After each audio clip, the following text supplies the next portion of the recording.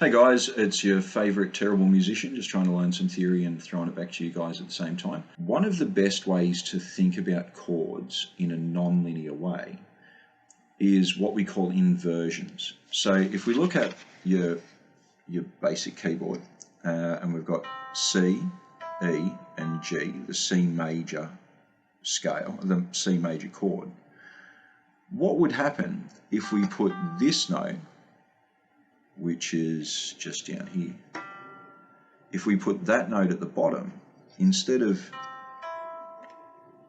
these three here, what if we shifted it so that it was C, E, G? Now it gives it what they call a different voicing, it gives it a different sound, a different feel, but it's still the C major chord, it's still this chord. It's just that we have the G, the fifth of the chord, on the bottom. I tried to teach myself to play piano for a long while. I am almost entirely self-taught. I learned a little bit of classical sight reading and that sort of stuff when I was playing tenor sax in high school, but I never learned it for guitar. I never really learned it for bass. I've taught myself to play a few different instruments. My mum's a piano player though, and I'd bought myself a keyboard and I had it for a year, and I took it to mum and said, I'm basically done with it. I can't, it's mechanically too difficult, which now that I look back, it is a funny thing to say. But the best advice that she gave me was that she showed me how inversions work. So with an inversion, let's take a chord structure that goes A, C, E, G. So if we play the A minor chord, so A, C, and E. So we're still playing in C major. We've got no black notes, no in-between notes. A, C, E for A minor. If we drop this one down here, that suddenly becomes the C major chord. So that was the chord that we looked at before. The C major chord, except with the G down at the bottom. Now, if I shift that middle finger down, all of a sudden that becomes an E minor chord. E, G, G, and B. E, G, and B. There's your E minor chord. But if we play it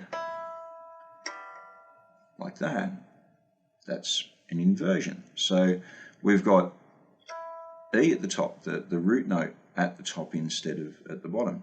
If we then shift this one down here, we have G, B, and D, the G major chord. So you can see how just flipping those chords a little bit can make a big difference. So again, it's a good way to get yourself, that chord progression is a good way to get used to the idea of inversions. So you've got A minor. Now the trick is, anywhere that there is a space of two notes, the one above, the note that's pressed above those two notes, the space of two notes, will be whatever that note is. So if I drop my thumb down, there's a space of two notes, and C is the root. C, E, G.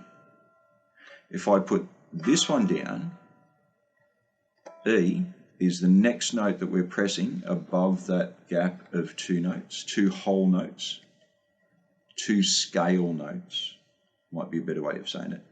So in the key of C major, the scale notes are C, D, E, F, G, A, B, C. We generally ignore the black notes in the C major scale. So when I'm talking about two notes, I mean two scale notes. And then if we bring this down, there's no gap of two, so we assume that that's down here. And if you think about it, we've got G, G, B, and D. Where's D? D is two notes down. So the root note must be this one here, which is G. As soon as I saw that, it just opened the world for me as far as trying to play and improvise on the keyboard. It was great. So have a little bit of fun with that.